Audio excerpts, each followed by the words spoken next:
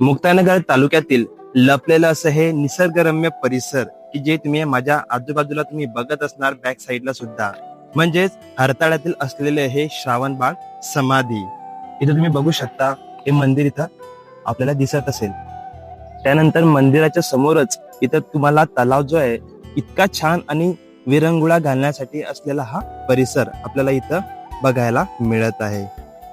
इथं मंदिराच्या पुढेच थोड्या अंतरावरती गेल्यानंतर इथं छान असं हरताळ्यातील हे वन उद्यान आहे की जिथं लहान मुलांना सुद्धा तुम्ही आणू शकता आणि तुमचा पूर्ण दिवसभर तुमचं मन रमेल व तुम्ही डबा पार्टी वगैरे करू शकता असं हे भव्य ठिकाण इथं आपल्याला एंटर केल्यानंतरच तुम्हाला इथं वॉच टॉवर, बटरफ्लाय व छान असा सुंदर व्ह्यू इथं बघायला मिळत आहे. जेणेकरून तुम्ही फुल डे तुम्ही लहान मुलं आणल्यानंतर इथं खेळू शकता, चांगले बेस्ट फोटोशूट तुम्ही करू शकता.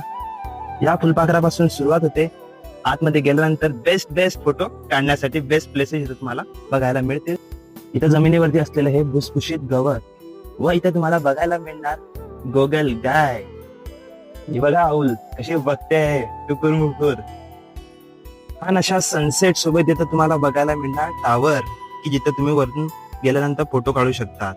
जर तुम्ही शहरामध्ये राहत असाल तर इथं गावात आल्यानंतर नक्कीच तुम्हाला तुमच्या गावाची पुन्हा आठवण येणार आणि ते एकदम मनापासून.